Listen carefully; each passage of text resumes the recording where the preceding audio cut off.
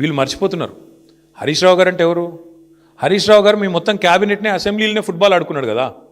మీకు సబ్జెక్ట్ రాదు, మీకు తెలియదు పీకది. ఆయనతోనే అసెంబ్లీలోనే అందరి ముంగట్నే తిట్లు పడ్డారు మీరు. 8 మంది మంత్రులు దెబ్బలు పడ్డారు మీరు. అట్లాంటి ఆయన ఇవ్వాలన్నట 5-6 పోలీస్ అధికారుల మీద కూర్చోబెడితే ఏం ఫరక పడుతుంది?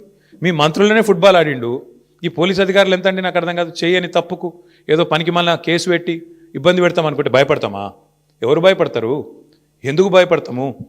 అయినా సాక్షాత్తు సుప్రీంకోర్టు చెప్పింది కదా, ఫోన్ ట్యాపింగ్ కేసులో పసలేదు, ఏదో పనికి మాలిన కేసుని కొట్టేస్తే సిగ్గులేదా రేవంత్ రెడ్డి? బుద్ధి జ్ఞానం ఉందా అసలు నీకు? ఇట్లా చేయొచ్చునా?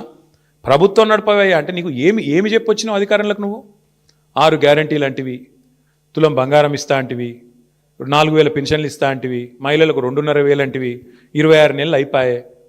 అది చెప్పే ముఖం లేదు, అది చెప్పే తెలివి లేదు. అందుకే కవర్ ఏం చేయాలి? ఇట్లనే మీడియాని మేనేజ్ చేసుకోవాలి, మీడియా వాళ్ళ ఇళ్ళకు న్యూ ఇయర్స్కు కాలు మొక్కాలి, వాళ్ళను ప్రసన్నం చేసుకోవాలి, అడ్డమైన రాతలు వాళ్ళతో రాయించుకోవాలి. ఇది నీ చిల్లర బుద్ధి, ఇది నీ లేకి బుద్ధి, ఇది రేవంత్ రెడ్డి యొక్క చిల్లర వ్యవహారం.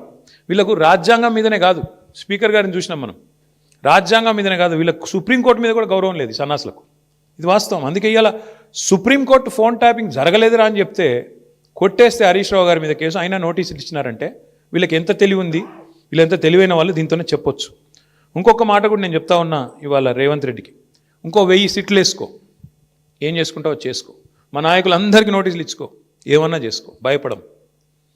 బీఆర్ఎస్ తెలంగాణ ప్రజల గుండె చప్పుడు, తెలంగాణ ప్రజల గొంతు బీఆర్ఎస్, తెలంగాణ ప్రజల బలం గలం, తెలంగాణ దళం కేసీఆర్ బృందం బీఆర్ఎస్. మేము ఎవ్వరికి భయపడం, బరాబర్ కొట్లాడతాం. నీ కాంగ్రెస్ పార్టీని, నీ ప్రభుత్వాన్ని అంతు చూసేదాకా ప్రజల తరపున నిలదీస్తూనే ఉంటాం. నువ్వు ఎన్ని విచారణలనే చేసుకో, ఎన్ని రకాలుగా మా వాళ్ళని వేధిస్తున్నావు ఈ వేదిక మీద కూర్చున్న వాళ్ళందరికీ తెలుసు. అందరికీ ఏదో రకంగా వేధింపులు, రకరకాలుగా చిల్లర పనులు చేస్తూనే ఉన్నారు.